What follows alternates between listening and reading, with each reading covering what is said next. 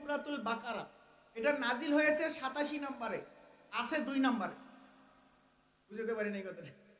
সূরা বাকারা নাজিল হয়েছে কত নম্বরে, আছে কত নম্বরে? কারণটা কি? এই কারণ জানার আগে আমাদেরকে একটা কথা বোঝার চেষ্টা করতে হবে। আমরা সূরা ফাতিহার মাধ্যমে আল্লাহর কাছে আবেদন করলাম, ইহদিনাস সিরাতাল মুস্তাকিম, আল্লাহ আপনি আমাদেরকে এমন একটা রাস্তা দেখায় দেন যে রাস্তার শেষ ঠিকানায় জান্নাত আছে। এই আবেদন করছি কি করি নাই? আল্লাহ আমাদের এই আবেদনকে কবুল করে 113টা সূরা নাজিল করে দিলেন। মানে কি?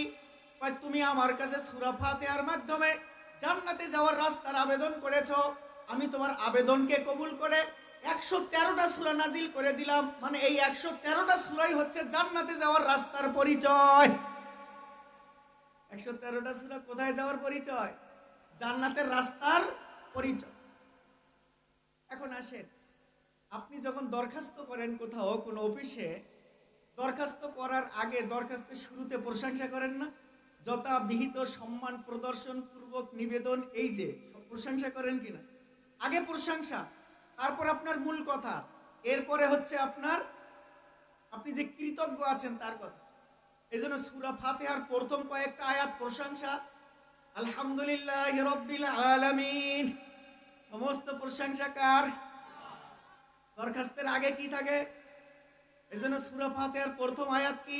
প্রশংসা, আলহামদুলিল্লাহি রাব্বিল আলামিন, সমস্ত প্রশংসা আল্লাহর, যিনি জগৎ সমূহের প্রতিপালক, আর রহমানির রহিম, যিনি দুনিয়াতে মুমিন কাফের সকলের প্রতি দয়া করেন এবং পরকালে শুধু মুমিনের উপর দয়া করবেন, মালিক ইয়াউমিদ্দিন, বিচার দিবসের মালিক। বাস প্রশংসা হয়ে গেছে, দরখাস্তের প্রশংসা শেষ। এবার আবেদন, ইহদিনাস সিরাতাল মুস্তাকিম, ইহদিনাস সিরাতাল মুস্তাকিম, আল্লাহ আপনি আমাদেরকে সহজ রাস্তা দেখায় দেন যে রাস্তার শেষ ঠিকানায় কি আছে?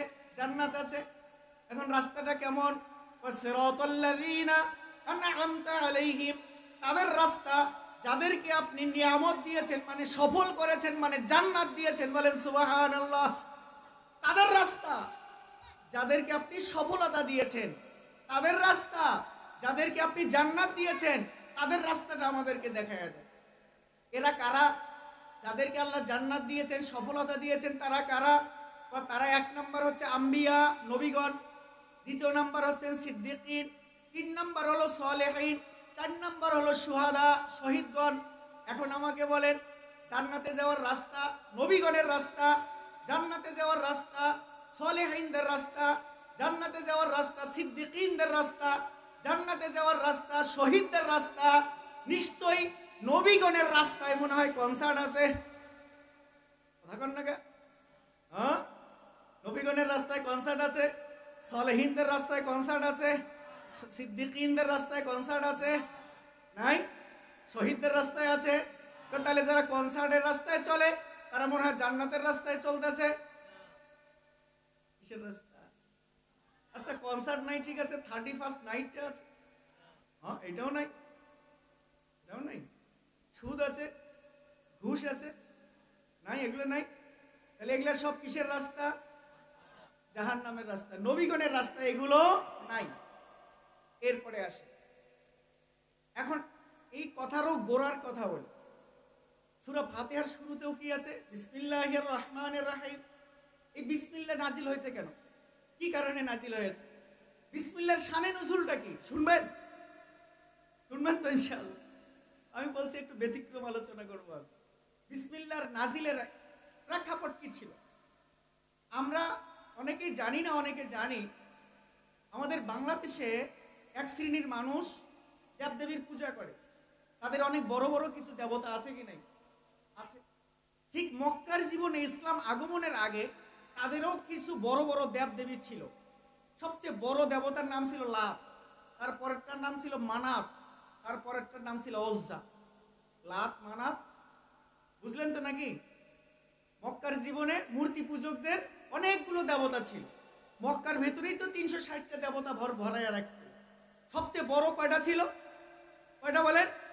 একটার নাম, সাহাবা ইকরাম ইসলাম গ্রহণ করলেন, নবী আলাইহিস সালামের কাছে এসে বললেন, ইয়া রাসূলুল্লাহ, ইসলাম গ্রহণের আগে তো আমরা লাত মানাত উজ্জার নামে শুরু করতাম, এখন আমরা কার নামে শুরু করব? আল্লাহর নবী বললেন ওয়েট, অপেক্ষা করো। ওমা ইয়ানতিকু আনিল হাওয়া ইন হুয়া ইল্লা ওয়াহয়ুন ইউহা। আমার নবী তো নিজের থেকে কোনো কথা বলতেন না, আমার নবী সব সময় ওহীর ভিত্তিতে কথা বলতেন। আল্লাহ বলতেন নাকি? রহমান শব্দের শাব্দিক অর্থ হচ্ছে যিনি বন্ধু শত্রু সকলের প্রতি সমানভাবে দয়া করেন। রহমান মানে কি বলেন? রহমান মানে কি? যিনি, না না না, শুধু দয়ালু এটা আমাদের প্রচলিত অনুবাদ, কিন্তু গ্রামেটিক্যাল ভাবে রহমান শব্দের অর্থ শুধু দয়ালু না, রহমান শব্দের অর্থ এমন দয়ালু যিনি বন্ধু শত্রু কাফের মুশরিক সকলের প্রতি সমানভাবে দয়া করেন, তাকে রহমান বলে। এইটা দুনিয়ার কোনো মাখলুকের পক্ষে সম্ভব নয়। ও বন্ধু, আল্লাহ সূর্য সৃষ্টি করছেন কি করেন নাই? শুধু মুমিনদের জন্য না কাফেরের জন্য? আল্লাহ অক্সিজেন বানাইছেন কি করেন নাই? শুধু মুমিনের জন্য না কাফেরের জন্য? আল্লাহ চাঁদ সৃষ্টি করছেন কি করেন নাই? শুধু মুমিনের জন্য না কাফেরের জন্য? আল্লাহ পানি সৃষ্টি করছেন কি করেন নাই? শুধু মুমিনের জন্য না কাফেরের জন্য? আল্লাহ ধানের বীজ দুনিয়াতে পাঠাইছেন কি পাঠান নাই? শুধু মুমিনের জন্য না কাফেরের জন্য? সবার জন্য সমানভাবে পাঠাইছেন কি পাঠান নাই? যারা আল্লাহর হুকুম মানে তাদের জন্য চন্দ্র সূর্য পাহাড় পর্বত পানি সব কিছু সমান, যারা আল্লাহর হুকুম মানে না তাদের জন্য সমান। এটা একমাত্র কার পক্ষে সম্ভব? তাকে বলে রহমান। রহমান কাকে বলে? যিনি কাফের মুশরিক সকলের প্রতি সমানভাবে দয়া করেন তাকে বলে রহমান। রহিম কাকে বলে? যিনি শুধু মুমিনের জন্য দয়া করেন তাকে বলে রহিম। তাহলে অনুবাদ কি দাঁড়াইলো? শুরু করে দিচ্ছে আল্লাহর নামে, যিনি দুনিয়াতে কাফের মুশরিক সকলের জন্য সমানভাবে দয়া করবেন, পরকালে শুধু মুমিনের জন্য দয়া করবেন। পরকালের দয়া কাফেরের জন্য আর চলবে, পরকালের দয়া শুধু কার জন্য? তাহলে বিসমিল্লাহর অনুবাদ কি? শুরু করে দিয়েছি পরম করুণাময় অতি দয়ালু আল্লাহর নামে? না, এটা গ্রামাটিক্যাল ভাবে বিসমিল্লাহর অনুবাদ হয় না। নাহু সরব গ্রামাটিক্যাল ভাবে বিসমিল্লাহর অনুবাদ হচ্ছে শুরু করিতেছে আল্লাহর নামে, যিনি দুনিয়াতে কাফের মুশরিক সকলের প্রতি সমানভাবে দয়া করবেন, রহিম পরকালে শুধু মুমিনের জন্য দয়া করবেন। বলেন সুবহানাল্লাহ। আচ্ছা, এখন আমার দ্বিতীয় নাম্বার প্রশ্ন শুনেন। মনে আছে দ্বিতীয় নাম্বার প্রশ্ন? সূরাতুল বাকারা নাজিল হয়েছে 87 নম্বরে, কিন্তু সে সূরাতুল বাকারা আছে কয় নম্বরে? কারণটা কি? কারণটা কি? জান্নাতে যাওয়ার রাস্তার যতগুলো স্টেশন আছে, যতগুলো অধ্যায় আছে, সমস্ত অধ্যায়ের আলোচনা সূরা বাকারায় আছে। বাকি সূরাগুলোর মধ্যে আংশিক আছে। সব অধ্যায়ের আলোচনা মাত্র একটা সূরার মধ্যে আছে, সেই সূরাটার নাম কি? সূরাতুল। বুঝতে পারছেন তো? বাকি সূরাগুলোর মধ্যে পরিপূর্ণ রাস্তার কি নাই? বিবরণ। রাস্তার পুরা বিবরণ, সমস্ত স্টেশনের আলোচনা কোন সূরার মধ্যে আছে? বাকি সূরাগুলোর মধ্যে আংশিক আছে। যেহেতু সূরা আমরা আল্লাহর কাছে আবেদন করেছি জান্নাতে যাওয়ার রাস্তা, এবং রাস্তাটা আমাদের জন্য অত্যন্ত জরুরি, সে হিসাবে সূরা বাকারার মধ্যে জান্নাতে যাওয়ার রাস্তার পরিপূর্ণ বিবরণ সূরা বাকারার মধ্যে আছে। তাই সে 87 নম্বরে নাজিল হইলেও আছে কয় নম্বরে? বুঝতে পারছেন তো? এবার আপনারা হয়তো অনেকে কুরআনুল কারীম পুরা পড়েন নাই, পুরা 113টা সূরার অনুবাদ তাফসীর জানেন না, কিন্তু আমরা জানি। আমরা আমাদের জানা থেকে পরিষ্কারভাবে বলতেছি, সূরা বাকারা থেকে নিয়ে সূরা নাস পর্যন্ত 113টা সূরার মধ্যে যে জান্নাতে যাওয়ার রাস্তার বিবরণ আছে, ওই জান্নাতে যাওয়ার রাস্তার বিবরণের মধ্যে কোথাও 31st নাইটের কথা উল্লেখ নাই। কথা বুঝেন নাই আমার? আছে? তাহলে এক সূরা বাকারা থেকে নিয়ে সূরা নাস পর্যন্ত কোথায় যাওয়ার বিবরণ? জান্নাতের রাস্তার। এই 113টা সূরার কোথাও 31st নাইটের কথা উল্লেখ নাই, কোথাও কনসার্টের কথা উল্লেখ নাই, কোথাও নাচ গান ড্যান্সের কথা উল্লেখ নাই, বরং এগুলোকে নিষেধ করা আছে। তাহলে এখন বলেন, এই 31st নাইট পালন করলে জান্নাতের রাস্তায় উঠবো না জাহান্নামের রাস্তায় উঠবো? কনসার্ট পালন করলে জান্নাতের রাস্তায় উঠবো না জাহান্নামের রাস্তায় উঠবো? যেহেতু প্রসঙ্গ আসছে একটু বলি, 31st নাইট আসলে কি? 31st নাইট আসলে কি? দেখেন, আজ থেকে কয়েক হাজার বছর আগে ইরানের মানুষ যখন মুশরিক ছিল তখন তারা অগ্নি পূজা করত। কিসের পূজা? কোথাকার মানুষ? কত আগে? কয়েক হাজার বছর আগে। 200 না, শুধু কয়েক হাজার বছর আগে ইরানের মানুষ অগ্নি পূজা করত। আমরা এটা ভালোভাবে জানি, যে যাকে দেবতা মানে সে তাকে খুশি করার চেষ্টা করে। আমরা আল্লাহকে মানি, আমরা আল্লাহকে খুশি রাখার চেষ্টা করি, ঠিক কিনা বলেন? আর যারা বিভিন্ন দেবদেবীকে মানে তারা তাদেরকে খুশি রাখার চেষ্টা করে। যারা অগ্নি পূজা করে তারা আগুনকে খুশি রাখার চেষ্টা করে। যেহেতু তারা অগ্নি পূজক ছিল, সে হিসেবে তারা বছরের শুরুটাকে, বছরের প্রথম দিনটাকে নাওরোজ অথবা নাইরুজ নামে কি করত? পালন করত। কি নামে বলেন? নাওরোজ অথবা নাইরুজ। নাওরোজ অথবা নাইরুজ এটা ফার্সি শব্দ। এর ইংরেজি অনুবাদ করতে গেলে আসে হলো নিউ ইয়ার, বাংলা অনুবাদ করতে গেলে আসে নববর্ষ। বুঝতে পারি নাই কথা? তাহলে এবার বুঝে থাকলে বলেন, নাইরুজ, নিউ ইয়ার, নববর্ষ, এর পালনটা কোথা থেকে শুরু হয়েছিল? ইরান থেকে। কারা শুরু করছিল? মুশরিক। কিভাবে শুরু করছিল? তারা বিশ্বাস করছিল আমরা যেহেতু আগুনের পূজা করি, আগুন যেহেতু আমাদের দেবতা, অতএব আমরা যদি বছরের প্রথম দিনটা আগুনকে ধুমধাম করে পূজা করে আনন্দ ফুর্তি উল্লাসের মাধ্যমে অগ্নিসজ্জা করে, আলোকসজ্জা করে অগ্নি দেবতাকে যদি খুশি রাখতে পারি, তাহলে বাকি সারাটা বছর আমাদের সুখে কাটবে। এই ছিল তাদের বিশ্বাস। এখন আপনারা আমার আলোচনা বুঝে থাকলে বলেন, বর্তমান যে নিউ ইয়ার পালন করা হয় ওই থিমেই, ওই নিয়মেই পালন করা হচ্ছে কিনা? বুঝতে পারিনি কথা? তাহলে মুশরিকরা আগুন দেব, অগ্নি দেবতাকে খুশি করার জন্য যে পদ্ধতিতে তারা নাইরোজ, নিউ ইয়ার অথবা নববর্ষ পালন করেছিল, আমাদের প্রজন্মরাও এসে ওই পদ্ধতিতেই, ওই অগ্নি পূজকদের পদ্ধতিতেই নববর্ষ পালন করতেছে, ঠিক কিনা বলেন? তাহলে বুঝে থাকলে বলেন, এই নববর্ষে উপলক্ষ করে, এই নববর্ষকে কেন্দ্র করে আলোকসজ্জা করা, নাচ গান ড্যান্সের আয়োজন করা, আনন্দ ফুর্তিতে কাটানো, আর বিশ্বাস করা যে বাকি জীবনটা আমাদের, বাকি বছরটা আমাদের ভালো কাটবে, এই চেতনা ও বিশ্বাস ইরানের অগ্নি পূজকদের চেতনা বিশ্বাসের সাথে এক হইল কি হইল না? ইরানের সেই মতবাদ এবং সেই বিশ্বাসকে ইংরেজরা গ্রহণ করল। তেমন কোনো পরিবর্তন করে নাই, শুধু নাম পরিবর্তন করেছে।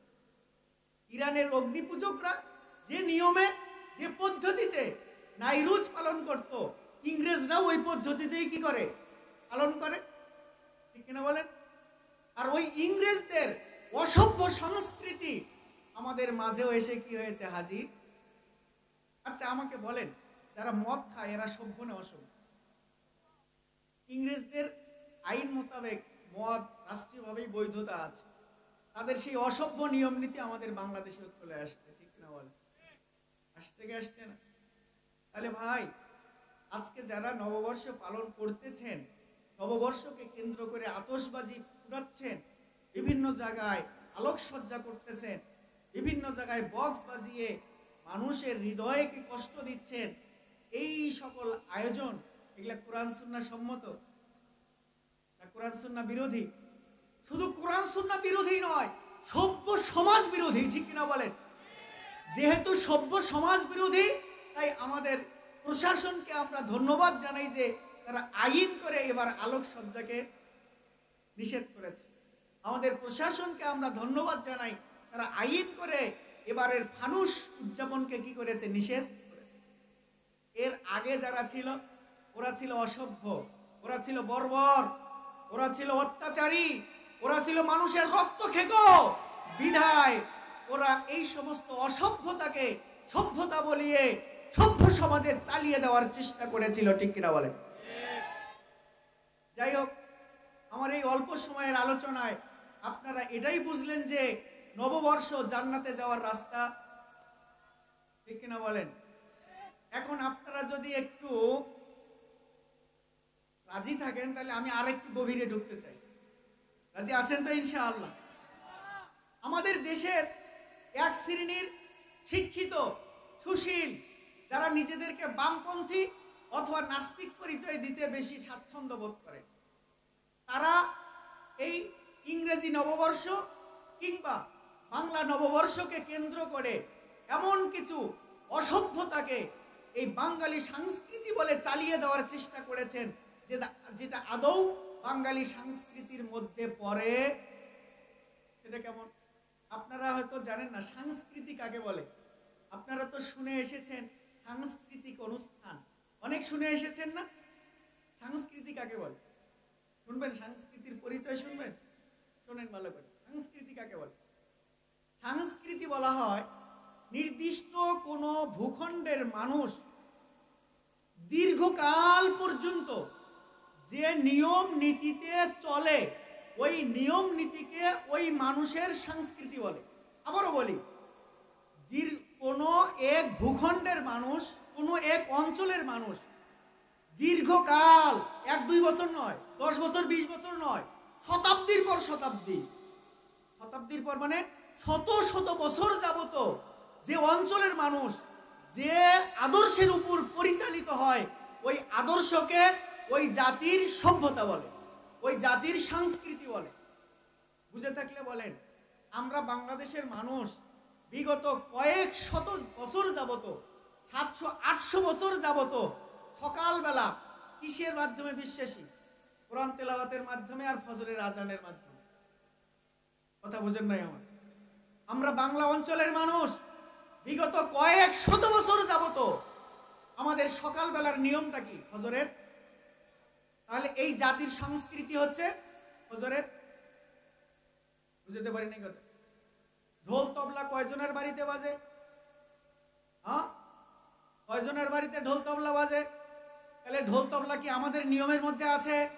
তাহলে এইটা কি বাঙালি সংস্কৃতি না বাঙালির উপর চাপিয়ে দেওয়া অপসংস্কৃতি? বুঝতে পারছি কথাটা?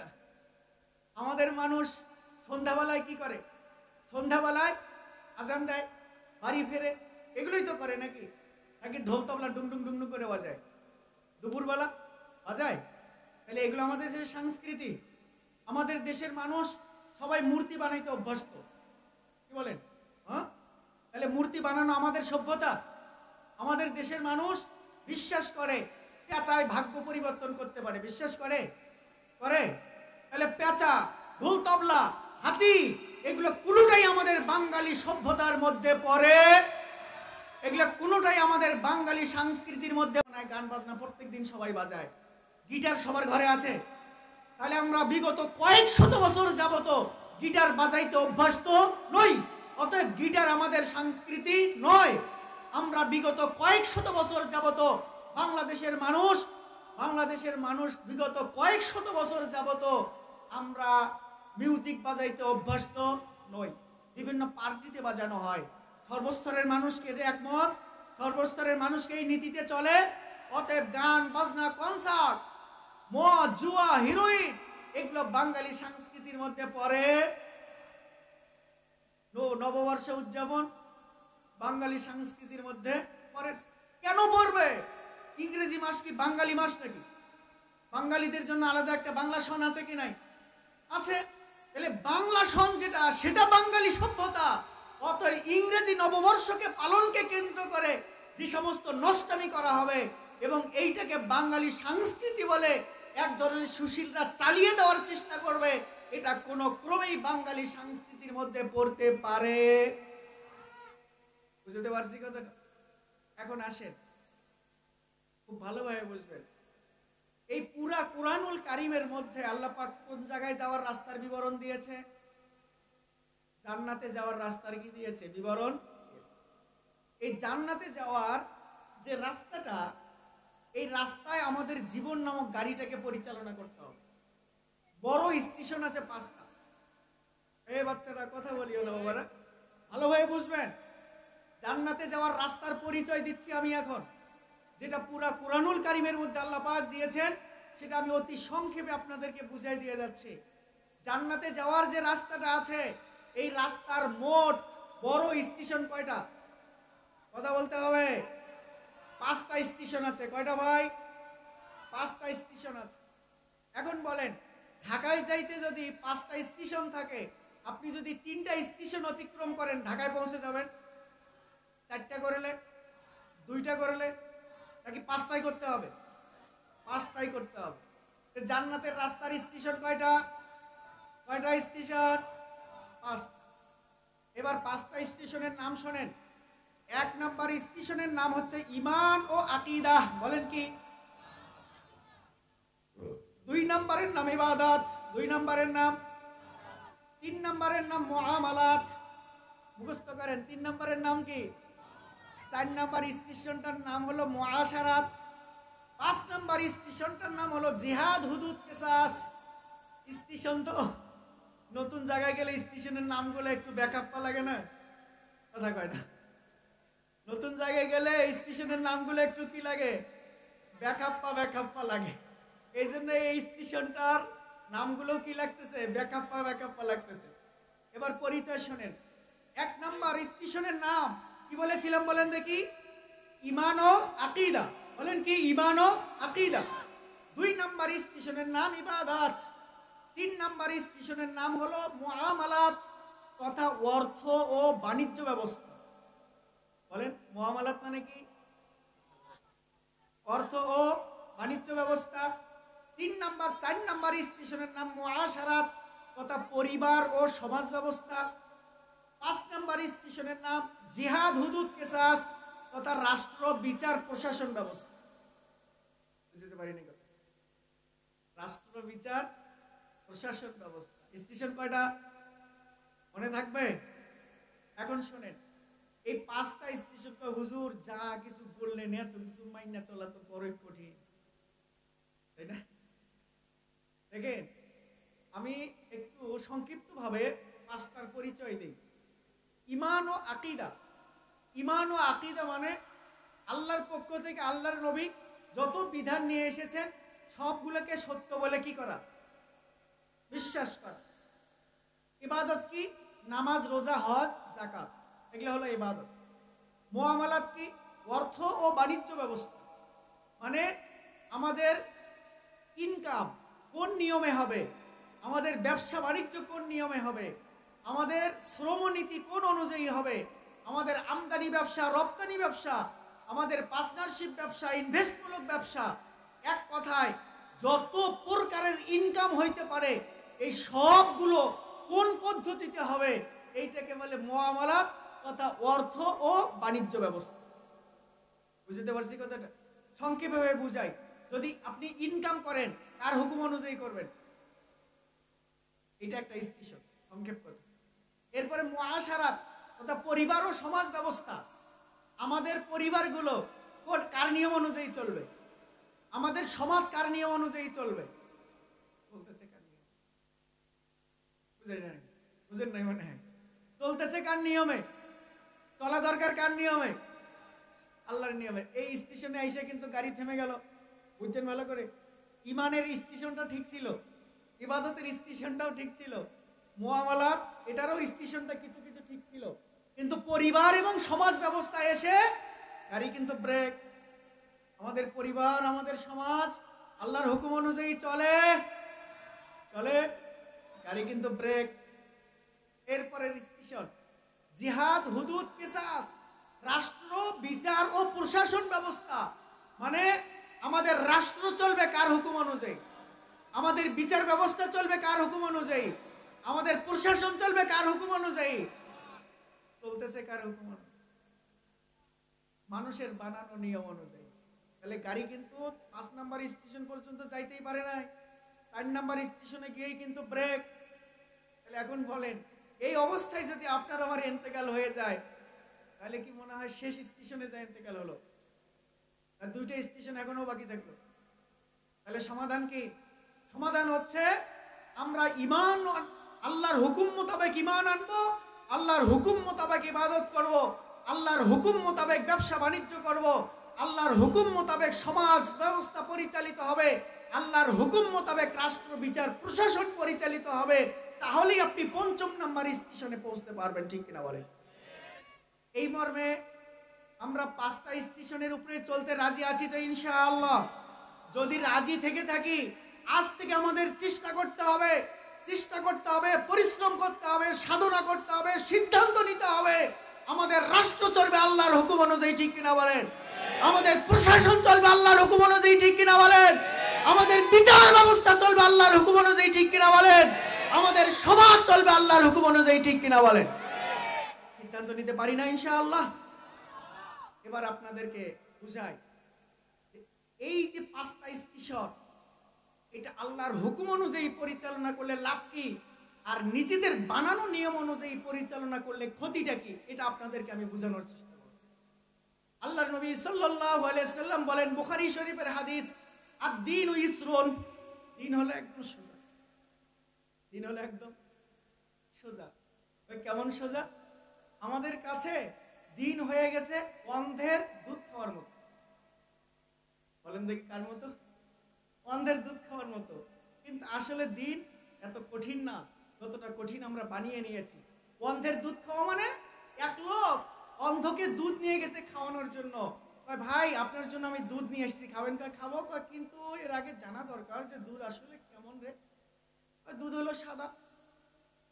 সাদা কেমন? বগের মতো। বক কেমন? কাচির মতো। কাচিটা কেমন? এবার অন্তত চোখ দিয়ে দেখবে না হাত দিয়ে দেখবে?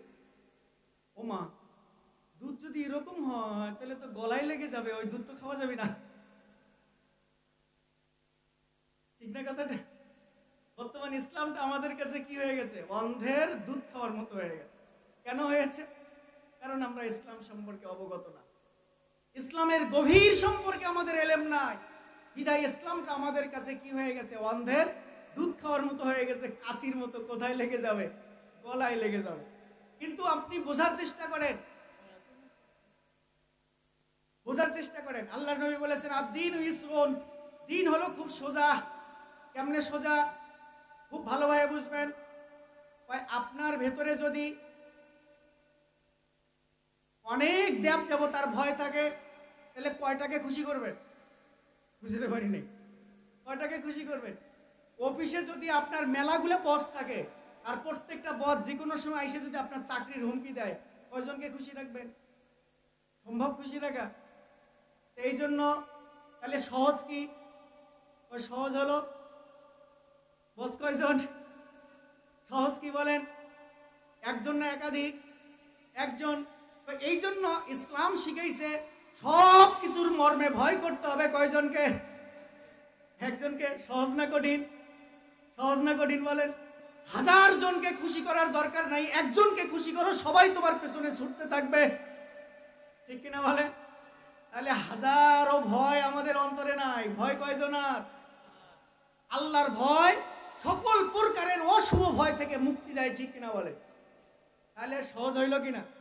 এরপরে আসেন, আপনি মানুষ হিসেবে যদি আমরা দুনিয়াতে বাঁচতে চাই, তাহলে আমাদের প্রথম কাজ কি? আদর্শ শিক্ষা করা, ঠিক কিনা বলেন? প্রথম কাজ কি? বাচ্চাকে আমরা প্রথম কি শিখাই? কি শিখাই বলেন?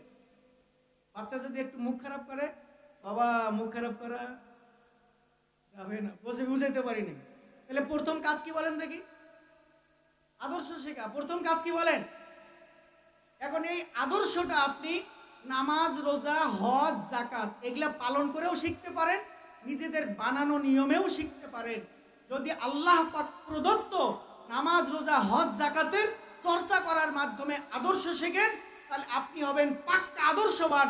আপনার দ্বারা কোটি কোটি টাকা বিদেশে পাচার হওয়া তো দূরের কথা, বরং আপনার দ্বারা একটা কুকুর কষ্ট পাইলেও আপনি কষ্ট পাবেন। আর যদি মানুষের বানানো নিয়মে আদর্শ শেখেন, তাহলে সব সময় মাথার ভেতরে মারিং আর কাটিং এর পোকা ঘুরঘুর ঘুরঘুর ঘুরঘুর করবে। কি রাগ করলেন নাকি? হ্যাঁ, রাগ করলেন? তাহলে বলেন সহজ কোনটা? আমাদের বানানোটা না আল্লাহর দেওয়াটা? আল্লাহর দেওয়াটা। এরপরে আসেন, যদি আল্লাহর নিয়ম অনুযায়ী ব্যবসা করেন তাহলে কি হবে? তাহলে সমাজে প্রতারক পাওয়া যাবে। বর্তমান ব্যবসার সবচেয়ে বড় বাধা কি বলে? প্রতারণা আর মিথ্যা। কথা বলেন না কেন? ভুল বললাম নাকি? বর্তমান ব্যবসার সবচেয়ে বড় সমস্যা কি? প্রতারণা আর মিথ্যা। যদি আল্লাহর হুকুম মোতাবেক ব্যবসা করেন তাহলে ওজনে কম দেওয়ার সুযোগ, ঠিক কিনা বলেন? এরপরে আসেন, আপনি বিবাহ শাদী পরিবার সমাজ আল্লাহর বিধান মোতাবেক চালাবেন নাকি মানুষের বানানো নিয়মে চালাবেন? যদি আল্লাহর বানানো আল্লাহর প্রদত্ত বিধান অনুযায়ী চালান তাহলে বিয়ের সময় যৌতুক লাগবে না নে, কথা কয় না?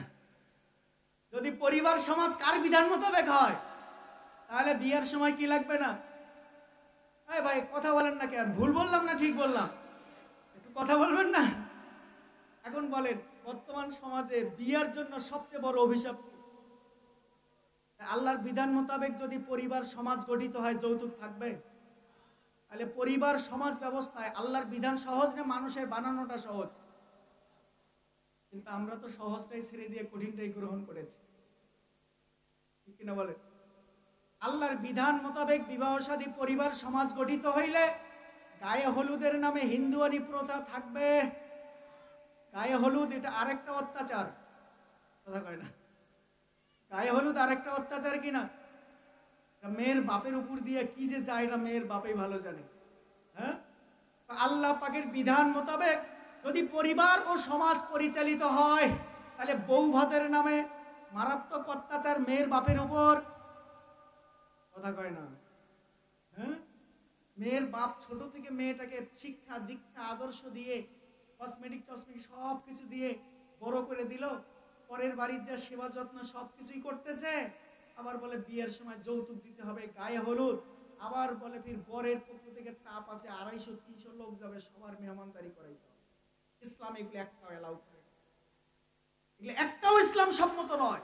এগুলো সব আমাদের মানুষের বানানো নিয়ম, যে বানানো নিয়ম অনুযায়ী আমরা পরিচালিত হয়ে জীবন যৌবনকে অতিষ্ঠ করতেছি, আর আল্লাহ প্রদত্ত সহজ নিয়মটাকেই আমরা ছেড়ে দিয়ে কঠিনটাকেই গ্রহণ করেছি, ঠিক না বলে?